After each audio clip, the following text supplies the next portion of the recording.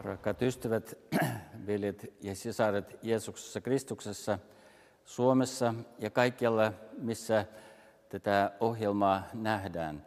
Minulla on suuri ilo Inkerin kirkon piispana onnitella teitä helluntai-päivän johdosta, koska helluntai on sellainen juhla, sellainen vaikuttaja, joka yhdistää meidät kristityt sekä eri maissa, eri kulttuureissa, mutta erityisesti täällä Inkerissä me suomalaiset olemme iloisia saada tervehtiä teitä suomalaiset siellä Suomessa, koska Inkerin kirkko on yhteistyökirkko, jossa Jumalan henki tekee valtavasti työtä tänä päivänä, koska Jumala on avannut rajat, Jumala on avannut ovet, juuri niin kuin Raamatussa sanotaan, että katso, minä olen avannut sinun etesi oven, jota ei kukaan voi sulkea.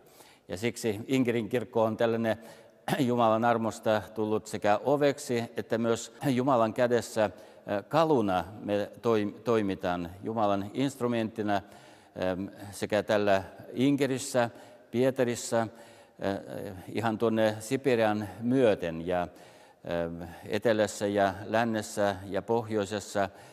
Tänäkin päivänä suuresta armosta me saamme rakentaa 3 kirkkoa. 2 kirkkoa on suunnitteilla.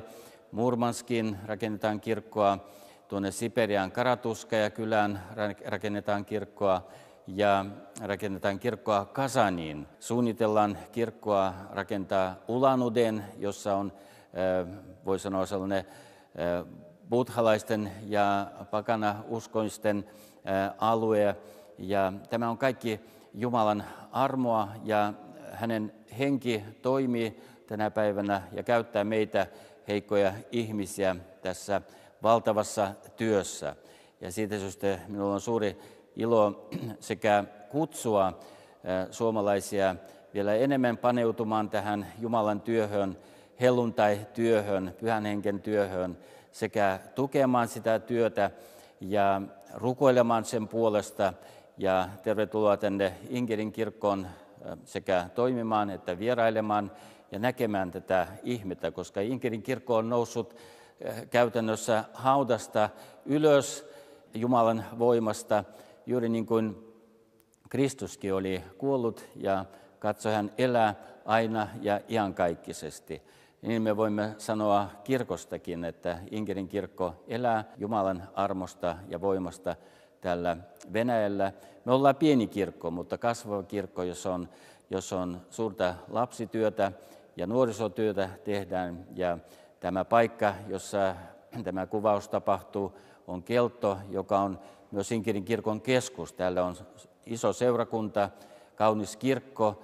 Täällä on myös koulutuskeskus, teologinen instituutti ja myös sosiaalinen keskus, jossa meidän vanhukset saavat elää oman elämänsä illan. Ja kaikki tämä on tapahtunut siitä syystä, että Jumalan henki on vaikuttanut. Ja yksi on hyvin tärkeä asia, että Jumalan henki, helluntai-henki toimii vain Kristuksessa Jeesuksessa. Hänen opetuksessa, hänen sanassa se ei ole mikään irtonainen voima. Siksi on hyvin tärkeää, että me kristityt uudelleen ja uudelleen paneutumme lukemaan Raamattua, tutkimaan Raamattua, rukoilemaan, että Jumala kirkastaisi meille sekä tällaiset hyvät ajat, että myös erikoisesti etsikkoajat, kun Jumala joskus sallii myös sellaista hyvin konkreettista ristiä meidän elämässä, niin kuin Inkerin kirkon historiassa on ollut pitkä aika vainoa, ristiä, mutta se on ollut myös Kristuksen kirkastumista meidän elämässä ja meidän ajatuksissa. Kaikkia teitä onnittelen tämän juhlan johdosta ja pidetään yhteyttä ja rukoillaan toinen toisemme puolesta. Kiitos.